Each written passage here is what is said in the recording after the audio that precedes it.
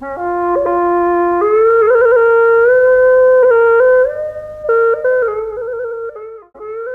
រវត្តិភ្នំបូកគោ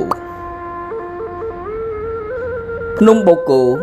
គឺជាឧទ្យានជាតិដែលមានទីតាំងស្ថិតនៅខេត្តកំពតភាគខាងត្បូងនៃប្រទេសកម្ពុជាវាត្រូវបានគេស្គាល់ផងដែរថាជាឧទ្យានជាតិភ្នំបូកគោភ្នំបូកគោស្ថិតនៅក្នុងតំបន់ខ្ពង់រាបដែលបង្កើតជាតំបន់ភាគអាគ្នេយ៍នៃជួរភ្នំក្រវាញភាគច្រើននៃឧទ្យាននេះមានកម្ពស់ប្រហែល 1000 ម៉ែត្រពីលើផ្ទៃសមុទ្រហើយកំពូលភ្នំបូកគោមានកម្ពស់ 1101 ម៉ែត្រដែលគេហៅថាភ្នំបូកគោភ្នំបូកគោមានចម្ងាយ 32 គីឡូម៉ែត្រគិតចាប់ពីផ្លូវជាតិលេខ 3 ដល់កំពូលភ្នំនិងមានផ្ទៃដីសរុប 14000 ហិកតានេះបើយោងតាមគណៈគ្រប់គ្រងភ្នំបូកគោឧទ្យានជាតិព្រះមុនីវង្សភ្នំបូកគោភ្នំបូកគោពីអតីតកាលជាតំបន់ដែលគ្រប់គ្រងដោយខ្មែរក្រហមប៉ុន្តែនៅឆ្នាំ 1993 ភ្នំបូកគោត្រូវបានសម្ពោធជាមួយនឹងឧទ្យានជាតិដទៃទៀតក្នុងប្រទេសកម្ពុជាវាជាផ្នែកមួយនៃឧទ្យានបេតិកភណ្ឌអាស៊ានតែមួយគត់នៅក្នុងប្រទេសកម្ពុជា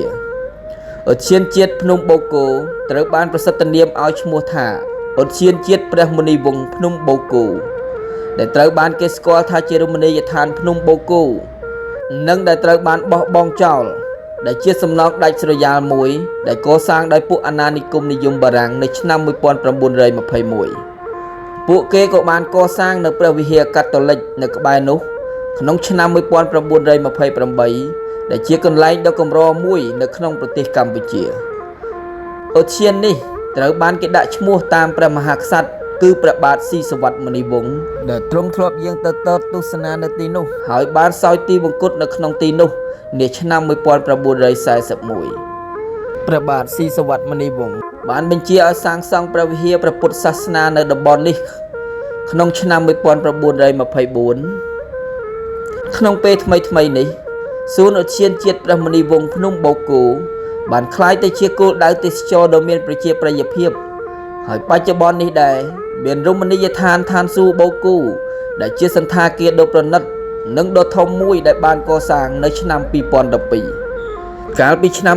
2010 រូបសំណាកដ៏ធំរបស់លោកយាយម៉ៅត្រូវបានស្ថាបនាសាងសង់ឡើងនៅលើកំពូលភ្នំនោះក្នុងកម្ពស់ 29 ម៉ែត្រគឺជារូបសំណាកដ៏ខ្ពស់ជាងគេនៅក្នុងប្រទេសកម្ពុជា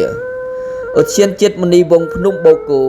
មានចម្ងាយពីក្រុងកំពតប្រមាណជា 46 គីឡូម៉ែត្ររហូតដល់កំពូលភ្នំរមណីយដ្ឋាននេះបានរកឃើញដោយជនជាតិបារាំងម្នាក់ឈ្មោះរលូសហើយត្រូវបានរៀបចំឡើងវិញនៅថ្ងៃទី 13 ខែមេសាឆ្នាំ 1922 ក្នុងរជ្ជកាលព្រះបាទស៊ីសុវត្ថិ